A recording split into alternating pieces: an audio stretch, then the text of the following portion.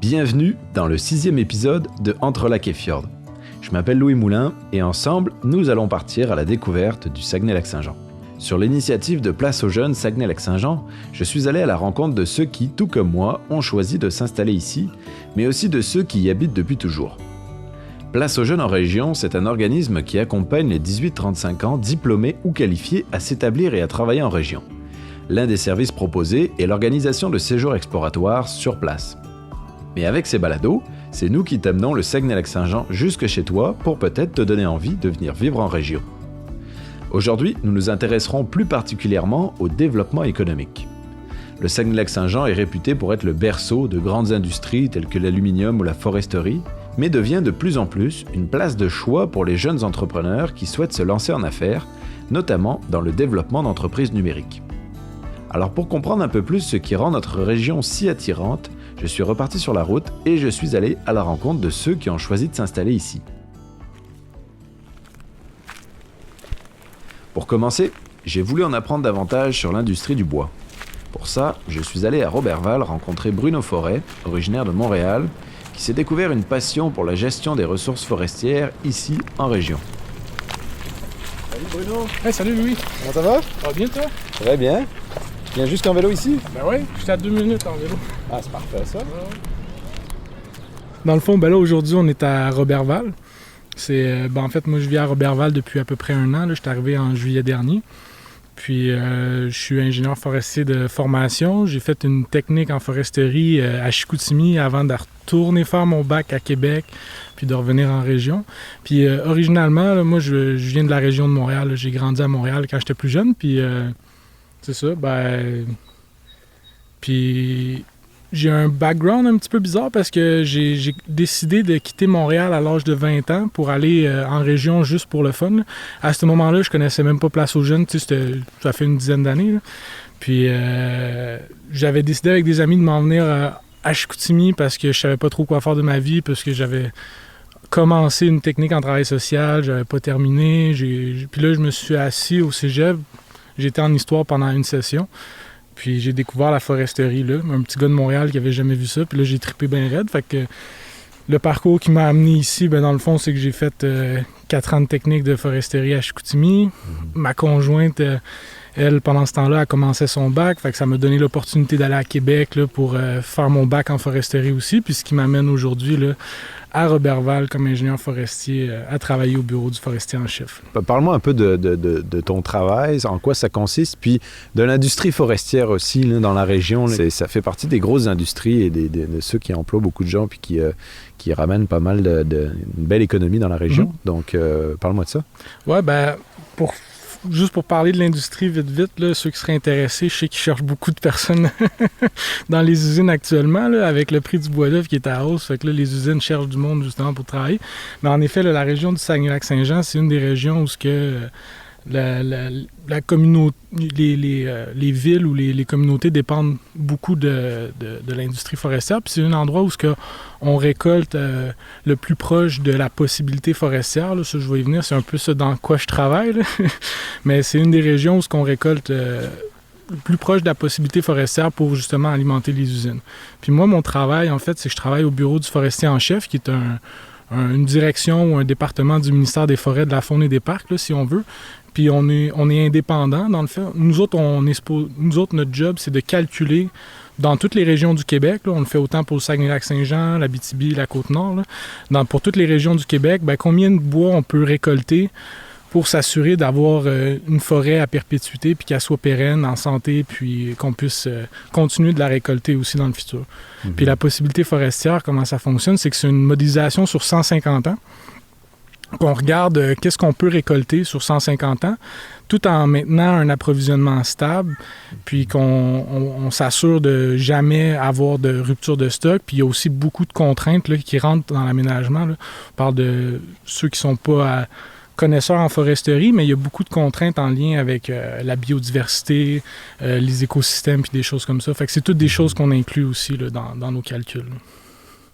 Puis là, toi, tu le disais au début, es venu dans la région, puis tu t'es intéressé à la foresterie, donc tu as trouvé du travail ici. T'as pas eu, on en reviendra tout à l'heure, tu es passé par Place aux Jeunes pour arriver ici, mais tu n'as pas utilisé Place aux Jeunes, les services de Place aux Jeunes pour trouver un travail, parce que ça, c'était facile. Puis tu l'as dit tout à l'heure au début, quand tu as parlé de l'industrie, tu sais, les industries forestières recherchent des jeunes. Parle-moi de ça, justement, de l'avenir de cette industrie-là, puis de la place encore qu'il y a ici, parce que mine de rien, ça représente énormément d'emplois dans la région, puis de ce que j'ai l'air de comprendre de ce que tu dis, c'est qu'il reste encore beaucoup de postes à combler, là. En tout cas, moi, dans la recherche d'emploi, ça n'a jamais été difficile. Pour les personnes que j'ai connues au baccalauréat, les gens se placent très bien. Puis les personnes avec qui j'ai travaillé à la technique aussi. Donc, tu sais, de ce que j'ai vu dans les emplois en foresterie un petit peu plus spécialisés, là, quand on parle de techniciens, technologues ou d'ingénieurs forestiers, il y a une demande là, actuellement là, au niveau du Saguenay-Lac-Saint-Jean puis d'autres régions, là, ça je sais en particulier. Puis même au niveau des travailleurs moins spécialisés, quand on parle de reboiseurs ou de débroussailleurs ou même de personnes qui font des techniques pour aller bûcher dans des abatteuses. Là. Ça, ils en cherchent tout le temps aussi. Là. C'est vraiment une industrie qui est... Là, je pense que c'est plus au niveau de renouvellement là, de main-d'œuvre qu'on est rendu à un certain point. Donc, actuellement, c'est vraiment un domaine à aller voir. Puis, il y a plein de... Tu sais, je vous ai décrit quelques jobs, là, mais c'est très large, très vaste. Tu sais, moi, personnellement, je travaille en modélisation. Tu sais, c'est un domaine... Je me suis spécialisé avec le temps, mais tu sais, au départ, je faisais de l'inventaire ou je travaillais sur d'autres types de travaux. Fait que c'est très, très large, là, puis ça s'adapte à différentes personnes aussi, là. Oui, puis en plus de ça, j'ai l'impression que... c'est pas j'ai l'impression, c'est un fait que c'est pas... Je veux dire, le bois, on en a besoin aujourd'hui, on va en avoir besoin demain, puis on en aura besoin encore après-demain, là, fait que c'est pas prêt de s'arrêter demain, là. Non, puis tu sais, c'est une ressource qu'on tente de s'assurer, qu'on a une forêt qui est pérenne, puis qu'on la garde en santé pour être capable justement d'approvisionner. Tu sais, le rôle, si on veut, du calcul de possibilités forestières, c'est de se dire comment qu'on fait pour laisser une forêt en santé à nos jeunes de demain ou aux personnes dans le futur qui vont vouloir aussi la cultiver ou la récolter, là. Puis là, je reviens sur Place aux Jeunes. Tu sais, tout à l'heure, c'est ça. En arrivant ici, toi, tu n'as pas eu besoin de Place aux Jeunes pour trouver un travail, mais vous avez quand même, toi puis ta blonde, fait appel à Place aux Jeunes pour rencontrer des gens, pour faire des choses comme ça. Est-ce que tu veux me raconter un petit peu ton expérience avec Place aux Jeunes? Oui, en fait, pour ce qui est de Place aux Jeunes, moi, la première fois que j'étais venu dans la région à Chicoutimi, j'y avais pas fait appel, là, comme j'allais à l'école puis tout. Mais c'est quand on a fini nos études, là, ma conjointe puis moi j'avais déjà un emploi, fait que je m'en venais à Roberval, puis elle nous a inscrits à Place aux Jeunes ensemble, là, si on veut, parce qu'elle a terminé sa maîtrise, puis tu sais, potentiellement comment réseauter, apprendre à connaître la place. Moi, je connaissais un petit peu Roberval pour être venu pour la job et tout, mais ma conjointe, elle, c'était pas du tout le cas. Fait que Place aux Jeunes était un bon intermédiaire pour nous faire découvrir puis mieux connaître la région. Puis comme de fait, c'était super intéressant. Là. L'agente avec qui on a fait affaire, elle nous a fait une petite journée d'activité pour découvrir ce qu'il y avait dans la MRC dans laquelle on s'en venait. Fait que ça, c'était super intéressant puis super le fun, en fait. Même en temps de pandémie, on a réussi à s'organiser quelque chose, fait que c'était cool. Puis non, c'est ça. Même pour ce qui est de l'emploi de ma blonde, de mon souvenir, c'était un offre qui était apparu, elle l'avait vu à 2 places, dont sur le site de Place aux Jeunes, là, ou par l'agente qui y avait envoyé. Donc, ça nous a permis de trouver une job là, pour ma blonde aussi, là. Puis comment ça se passe quand... tu sais, parce que j'ai rencontré, là, avec toutes les personnes qu'on a interrogées, j'ai rencontré des gens qui... venaient de l'extérieur du Québec ou du Canada, qui ont décidé de venir s'installer ici, mais comment ça se passe quand on est québécois, puis qu'on change de région, puis qu'on décide d'aller s'installer ailleurs? Honnêtement, moi, première fois que je suis venu au Saguenay-Lac-Saint-Jean en général, là, les gens, je les ai trouvés super accueillants, puis c'est une place où dès que j'ai commencé ma technique, je me suis senti à ma place. Je suis parti de Montréal parce que j'aimais pas trop la grande ville. Fait que c'était un peu... de me retrouver ici, ça me faisait du bien. Puis même les gens dans la rue ici, quand tu les croises, tu leur jases, tu leur parles, sont super accueillants, super gentils. Puis honnêtement, ils sont très surpris de voir quelqu'un de mon âge arriver. Puis je leur dis, ça fait 1 an que je suis à Roberval. Puis ils sont comme, ah ouais, surprenant que des jeunes de ton âge viennent dans la région. Fait que non, c'est ça. Les gens sont super accueillants.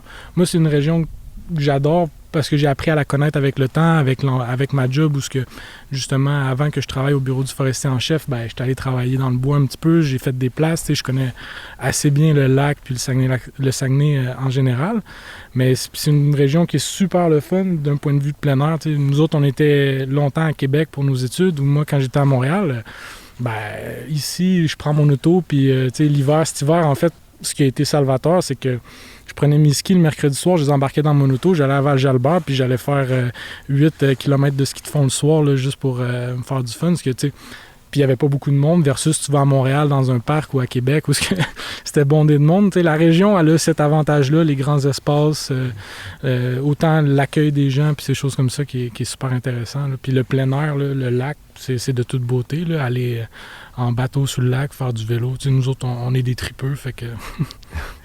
Maintenant que toi, t'es installé ici depuis presque un an, est-ce que tu recommanderais la région à des gens qui auraient envie de s'installer ici? Puis qu'est-ce que tu dirais à des gens qui peut-être s'intéresseraient à ici, puis pour les inciter à venir?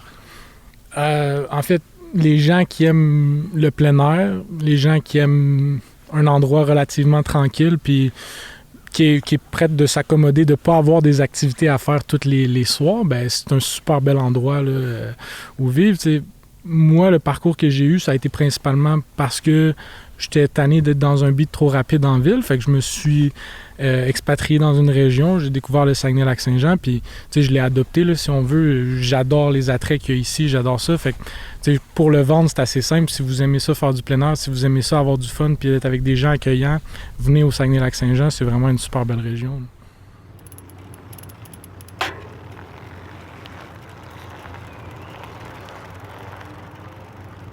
Maintenant que je comprends un peu mieux comment fonctionne l'exploitation forestière, j'ai voulu découvrir une entreprise beaucoup moins connue et pourtant si intrigante, Luxe Aérobot.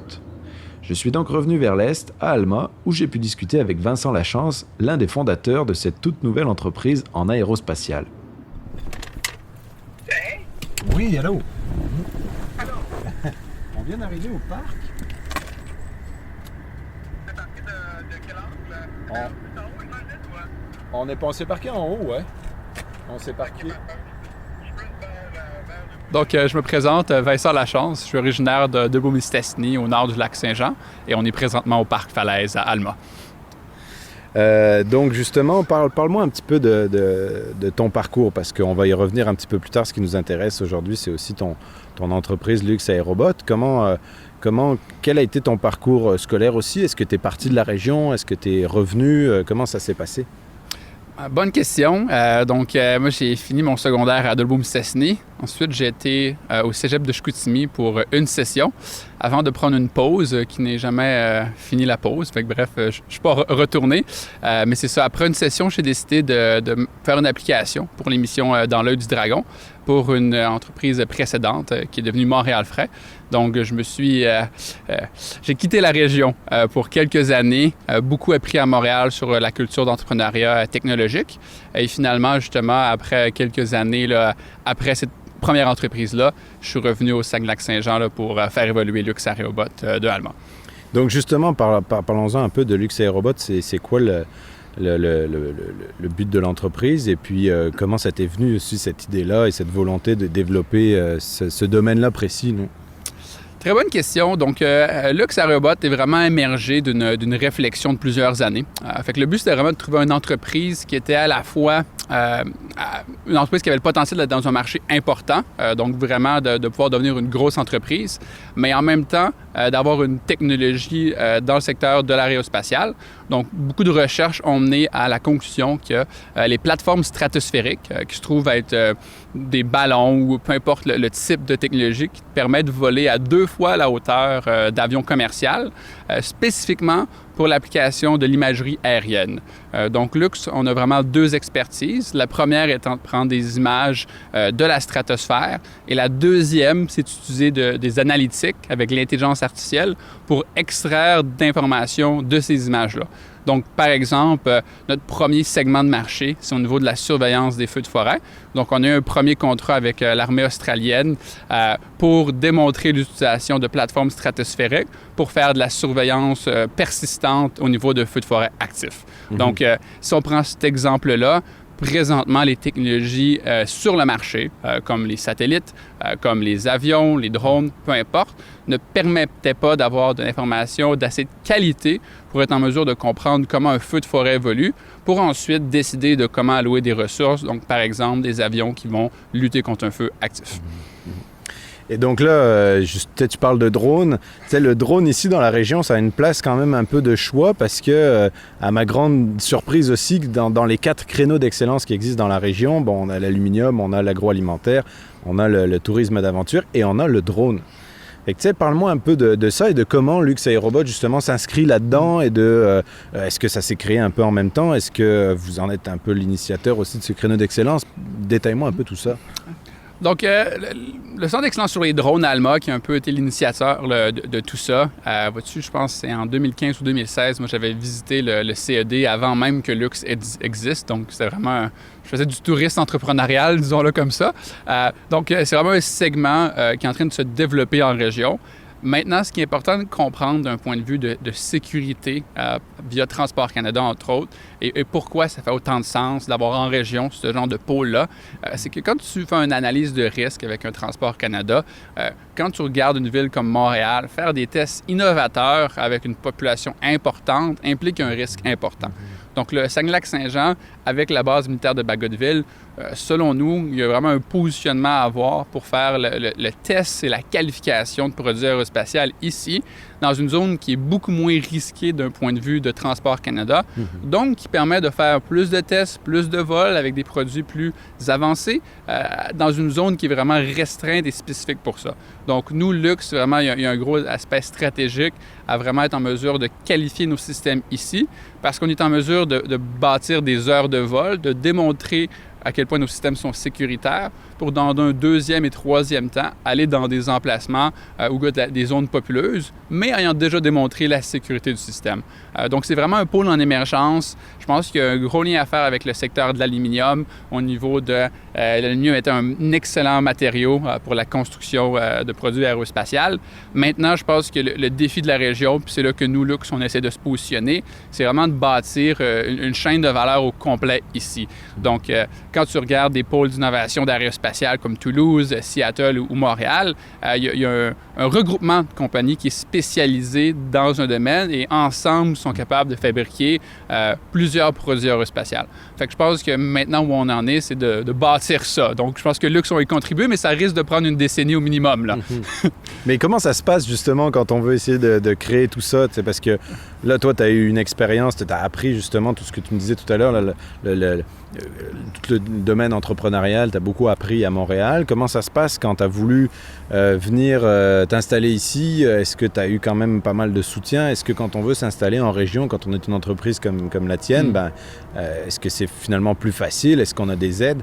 On pourrait y revenir aussi, mais je sais que toi, tu as bénéficié de l'aide de Rio Tinto aussi là-dedans. Oui. Tu m'en as parlé un peu justement ici. Parle-moi de tout ça.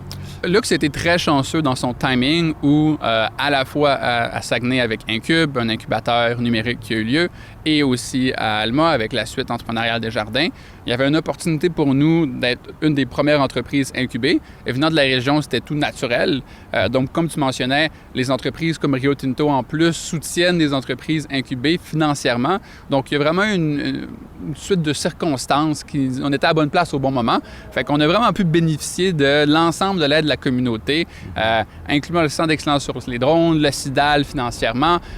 Donc, je pense qu'il y a vraiment un contexte où, présentement, là, au Saguenay-Lac-Saint-Jean, il y a une certaine renaissance entrepreneuriale où un peu tout le monde réalise qu'on ne peut pas avoir une économie qui va dans la même direction qu'on allait depuis 30 ans. Ça ne va pas permettre à la génération prochaine d'avoir un job.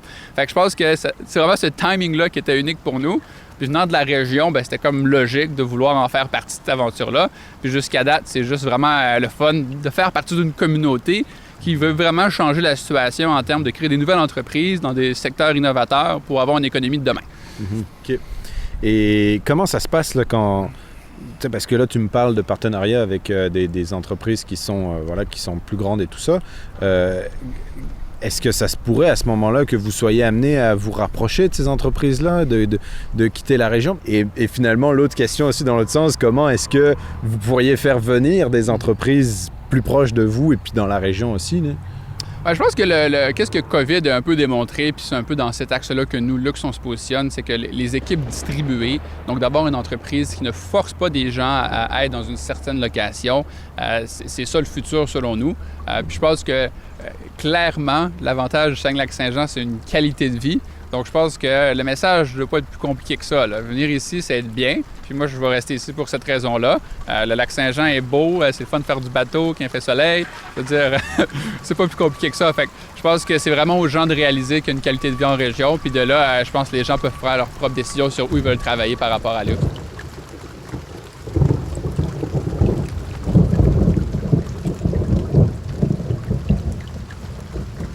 Bon, ben là, on a changé d'emplacement parce qu'on s'est pris la pluie, hein, mais bon, ça va faire un peu plus écho, c'est pas grave. Puis là, ben c'est ça, on était en train de parler du fait que c'était important, on va y arriver, que c'était important pour toi d'avoir cette qualité de vie qu'on retrouve dans la région. Fait que, est-ce que tu veux continuer là-dessus?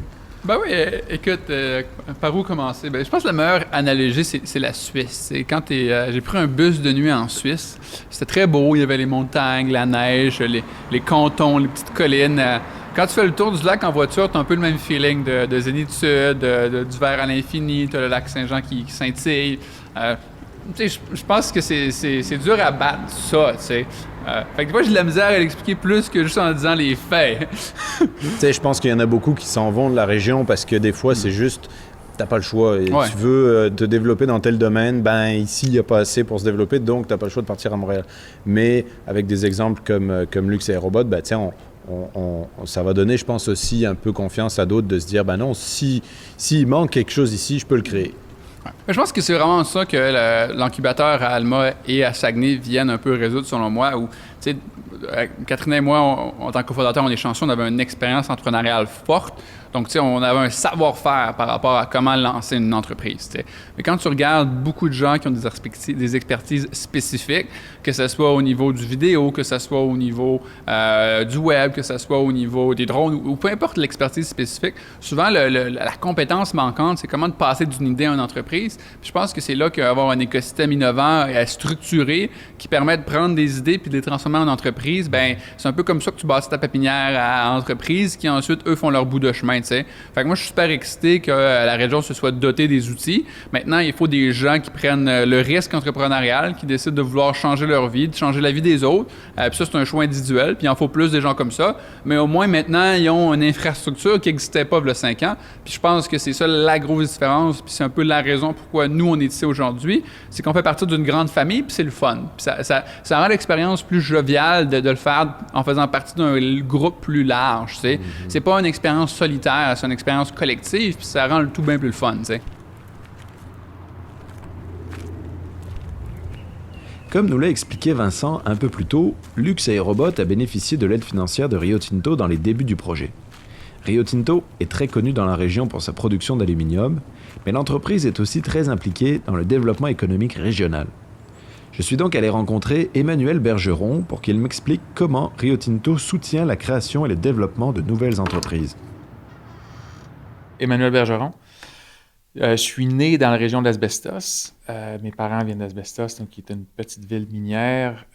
J'ai grandi à Saint-Hyacinthe. J'ai passé quelques années à Sherbrooke pour les études. Puis je suis arrivé, j'ai passé quelques années au Lac-Saint-Jean, au Saguenay, puis maintenant au Saguenay depuis, le Saguenay-Lac-Saint-Jean depuis une vingtaine d'années. Là. Puis justement, comment est-ce que tu es arrivé au Saguenay? Est-ce que c'est par le biais de ton travail, j'imagine? Oui, moi j'étais au centre de recherche de l'Université de Sherbrooke. J'étais en maîtrise. Puis beaucoup des gens avec qui je travaillais au centre de recherche ont été engagés par le centre de recherche de Rio Tinto, Alcan à l'époque, ici. Puis moi, quand j'ai terminé, on m'a fait une offre, puis je trouvais ça excitant, d'arriver dans un centre de recherche comme celui de Alcan puis celui de Rio Tinto actuellement, parce que il y a beaucoup de monde, il y a beaucoup de possibilités, beaucoup de capacités, il y a des instruments, des équipements qui sont incroyables pour un centre de recherche privé. Fait que c'est vraiment stimulant comme endroit. Mm-hmm. Puis en même temps, côté personnel, je trouvais que c'était une aventure pour quelqu'un qui était... Moi, j'étais à Sherbrooke à l'époque, d'arriver dans le nord, à Jonquière, c'était exotique, je dirais. Fait que c'était l'aventure aussi de venir au Saguenay-Lac-Saint-Jean. Mm-hmm. Mm-hmm. Et maintenant, là, tu travailles chez Rio Tinto depuis maintenant pas mal d'années. Tu as occupé plusieurs postes chez Rio Tinto, tu es passé par Jonquière, tu es allé à Alma, tout ça, différents endroits. Aujourd'hui, maintenant, tu travailles au Bureau du développement économique régional. Parle-moi un peu plus de ça, justement. En quoi ça consiste, ce bureau? En quoi consiste ton travail? Quel est le but de ce projet chez Rio Tinto? Le Bureau de développement économique régional, d'abord, c'est 3 personnes. Moi, Luc Sirène, Joseph Langlais. Et vraiment, notre mandat, c'est d'être un catalyseur de développement socio-économique pour la région. En fait, le mandat est québécois, mais comme 90% de nos opérations sont au Saguenay-Lac-Saint-Jean, du côté aluminium, on se concentre vraiment au Saguenay-Lac-Saint-Jean.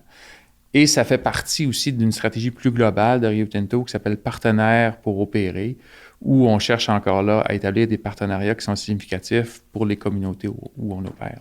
Mm-hmm. Donc là, vous êtes, le but, c'est d'aider aussi des entreprises au développement et tout ça. Et donc, nous, on est allé rencontrer Vincent Lachance de Luxe Aérobot, donc, qui est une compagnie qui a bénéficié des aides justement de Rio Tinto. Donc, comment vous décidez d'aider telle ou telle entreprise? Quels sont vos choix dans tout ça, votre direction? Puis s'il y en a une, puis comment ça se décide tout ça, là? À la base, on a 4 sphères, je dirais, qui nous guident dans nos choix. On veut soutenir l'utilisation et la promotion de l'aluminium. On veut soutenir les équipementiers.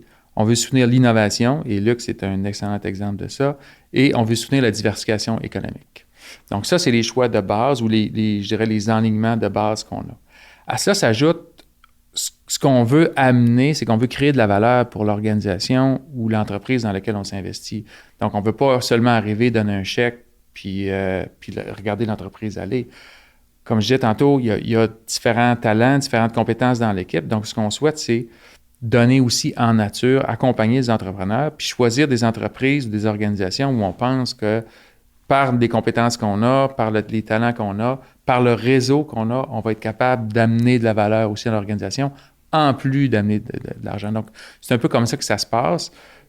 Pour moi, Luxe, c'est un exemple typique de ce qu'on cherche à faire, c'est-à-dire une entreprise qui est très innovante, qui est ancrée dans le milieu, qui peut faire rayonner la région et qui est au tout début. Donc, ce que je trouve quand même intéressant dans tout ce que tu me racontes, c'est que le choix des entreprises que vous décidez d'aider, c'est pas dans le but d'améliorer l'image de Rio Tinto ou d'améliorer la rentabilité de Rio Tinto, tu sais, d'améliorer des outils de Rio Tinto. C'est vraiment aussi, comme tu le dis là, tu sais, avec Luxe, admettons, ben, c'est de redonner pour que ça ait un impact sur la communauté locale aussi, puis très régionale. Ça c'est une volonté forte aussi de Rio Tinto. Le partenariat avec les communautés, c'est une des 5 grandes priorités de Rio Tinto et à l'échelle mondiale. Donc, ce qu'on cherche à faire, c'est d'être dans notre milieu, d'être à l'écoute des communautés, puis de prendre action pour ça. Pas juste le dire en parole, mais avoir des gestes concrets. Luxe, ou le Bureau de développement économique, c'est un geste concret. On fait des comités de bon voisinage, par exemple. Vous avez peut-être entendu parler de l'exemple des silos à la baie, qui a été un projet d'embellissement des silos qui est venu d'une idée d'un comité de bon voisinage, en fait, où un des voisins a dit « Hey, ça serait le fun parce que vos silos sont un peu laids. Si on faisait quelque chose avec ça, ça embellirait l'environnement. » Puis yip, on part avec ça, puis on essaye de créer quelque chose qui a du sens pour tout le monde. Donc, oui, le partenariat avec les communautés, jouer notre rôle de soins corporatifs, c'est vraiment ce qu'on cherche à faire ici. Mm-hmm. Puis, est-ce que tu as des exemples à nous donner pour qu'on comprenne un peu l'étendue des styles de projets que vous aidez, là? Dans les petits projets qu'on avait parlé, je pense qu'il y avait l'exemple d'Hydrotech, qui est un entrepreneur seul dans son garage qui décide, qui fait quelque chose de vraiment innovant, qui est une espèce de boîte qu'on met dans une boîte de pick-up, par exemple, qui est sur des bras hydrauliques, puis qui permet de basculer la boîte pour l'amener sur le tailgate. Le tailgate. Désolé pour, comme on dirait à l'ouest de la rue Saint-Laurent, le tailgate. Et ça, c'est quelque chose il fallait juste y penser. Et ça ne nous fera pas vendre plus d'aluminium, même si la boîte est en aluminium. Mais c'est vraiment un concept innovant. On a besoin de ça. Puis pour l'entrepreneur, le soutien qu'on peut y donner, c'est vraiment significatif. Et ça développe une business qui a un potentiel de rayonner. À l'autre côté du spectre, on va aider des entreprises comme A3 Surface, par exemple, qui est ici, qui produisent de l'aluminium anodisé antimicrobien, qui est un procédé révolutionnaire qui fait en sorte que les surfaces d'aluminium qu'on toucherait, les virus, incluant la COVID, les bactéries, les champignons seraient morts à l'intérieur de quelques secondes. Donc, Et on est avec eux depuis plusieurs années. Et maintenant, ils ont vraiment pris leur envol parce que, dans le contexte de la COVID, on s'arrache ce produit-là. Et puis là, je change un petit peu de sujet. Là. Je reviens sur quelque chose d'un petit peu plus personnel, on va dire. Mais maintenant, toi, tu es installé dans la région. Tu as décidé de faire ta vie ici. Tu as ta famille qui est ici. Est-ce que tu serais prêt à recommander la région à d'autres personnes qui auraient peut-être envie de venir ici ou qui seraient curieux de venir découvrir notre grande région? Ah, absolument, tout à fait. Tout à fait. Comme milieu de vie, c'est extraordinaire. Hein. On a parlé beaucoup du domaine de création d'emplois, de développement économique, mais comme milieu de vie, c'est extraordinaire. Juste de dire, je vais travailler, puis bon, c'est sûr que de ce temps-là, on va moins travailler au bureau, mais je suis au bureau, puis dans 10 minutes, je suis chez nous, ou 10 minutes après, je peux être sur une rivière en train de faire du canot, ou 10 minutes après, je peux aller faire du vélo de montagne, ou je peux... Il y a un paquet de possibilités qui sont à proximité et on perd très, très peu de temps dans le trafic. Hein. Mm-hmm. Donc, pour moi, c'est vraiment, en termes de qualité de vie, c'est un milieu extraordinaire. Et en plus de ça, tout en ayant un emploi qui est moderne, qui est super stimulant, dans des industries qu'on retrouve pas nécessairement partout. On parlait de luxe aérobot tout à l'heure, ça en fait partie. Genre d'industrie, d'entreprise qui ne se retrouvent pas dans le monde entier déjà là, puis même au Québec, qui ne se retrouvent pas partout au Québec. Donc, c'est l'avantage d'avoir cet environnement-là, puis d'avoir des emplois stimulants comme on peut trouver chez Rio Tinto aussi. Absolument. Il y a des grandes possibilités qu'on peut faire ici parce qu'on a des bons outils, parce qu'il y a je parlais de Promotion Saguenay, la CIDAL, les différentes MRC ont des organismes ou des personnes dédiées au développement économique et ils attendent les projets. Ils sont là pour soutenir, ils veulent que ça fonctionne. Et il y a une grande fierté régionale à faire en sorte que les projets fonctionnent. Donc, quand on démarre quelque chose, il y a rapidement une cohésion qui arrive. Quand un entrepreneur a une idée, il y a une cohésion qui se fait, puis il y a un paquet d'aides qui arrivent en même temps, ce qu'on verrait moins dans une grande région où il y a plus de projets, où c'est plus diffus. La fierté régionale qu'on a est très, très aidante, puis la cohésion qu'on a est aidante pour partir des projets. Ça, pour moi, c'est très, très clair.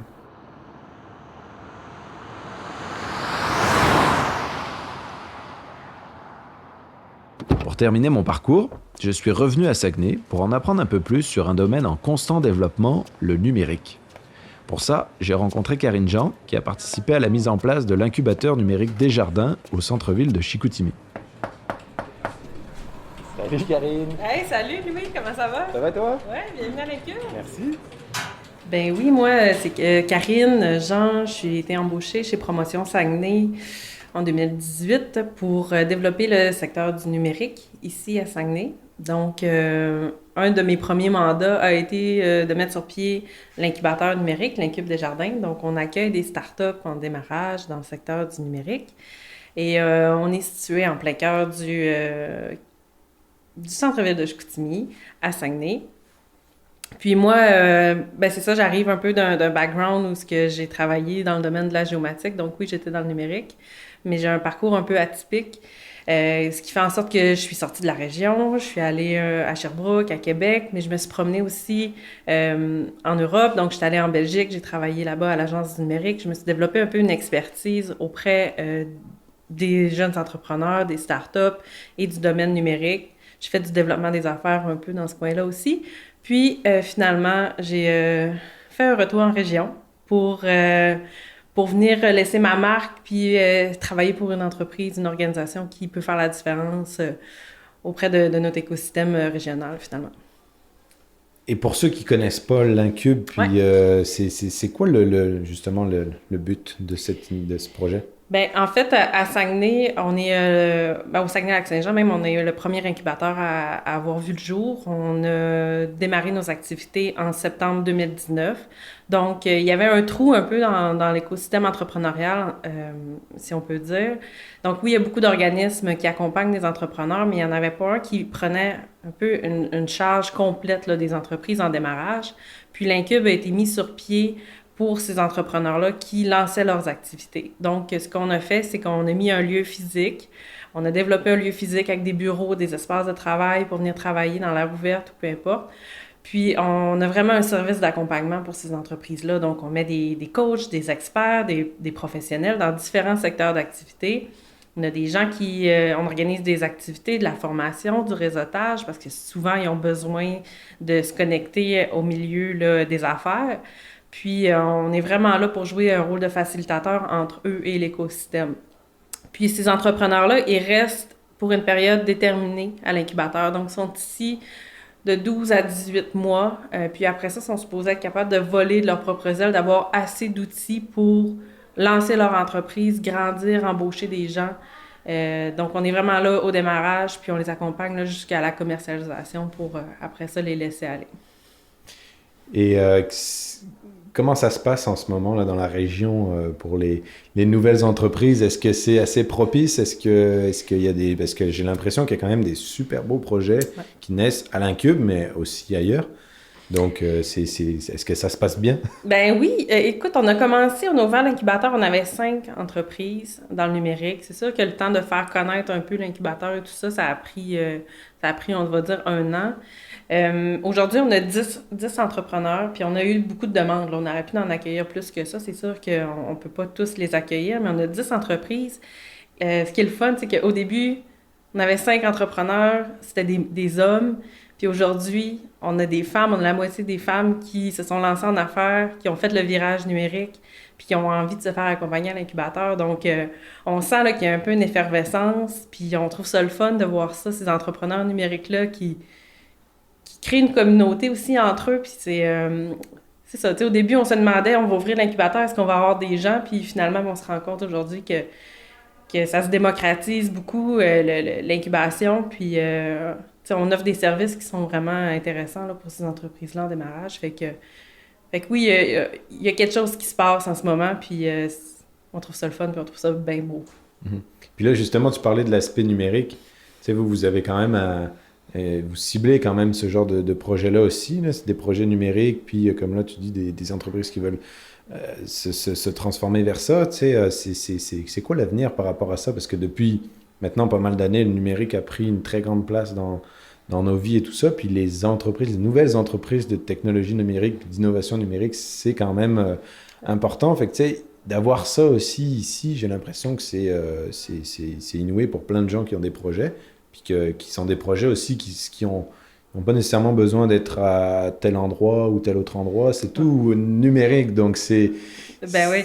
Et puis je vais faire du pouce sur ce que tu dis. Tu sais, aujourd'hui, avec le numérique, il n'y a plus de frontières. Fait que pourquoi tu ne développerais pas ton projet d'entreprise en région où tu as une qualité de vie qui est nettement supérieure, qui est supérieure à d'autres régions, d'autres grandes régions du Québec. On en voit des entrepreneurs de Québec, de Montréal qui m'appellent, qui disent Karine, j'ai mon entreprise numérique, j'ai envie de venir en région. Comment ça se passe? C'est quoi l'écosystème? Peux-tu me mettre en relation? On sent vraiment qu'il y a cet engouement-là vers la région, vers les régions. En fait, là, on va le nommer ainsi. Puis, tu sais, oui, on est peut-être loin des grands centres, mais aujourd'hui, avec le numérique, on se connecte aussi rapidement à notre voisin qu'à quelqu'un en Inde. Là, tu sais, on s'entend qu'on peut faire du développement des affaires de partout.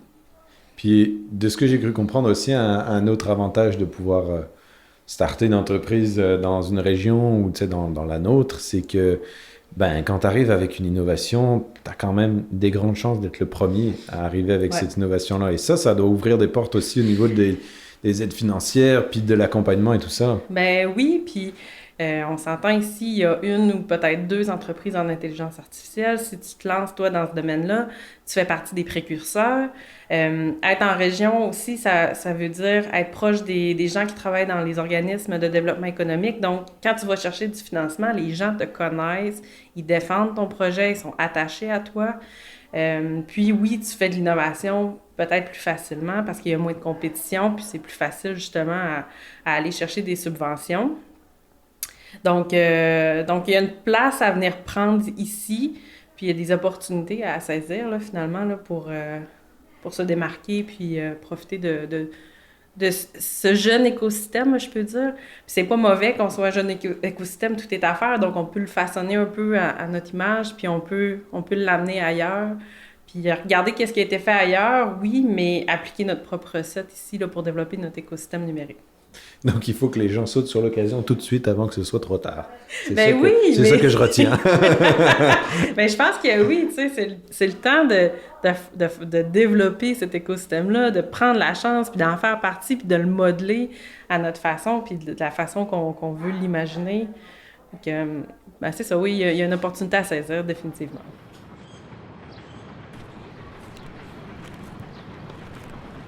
Après l'enregistrement de cette entrevue, Karine a décidé de continuer son aventure numérique dans une autre entreprise. Mais elle a contribué grandement au développement de l'Incube et continue aujourd'hui toujours dans le même domaine.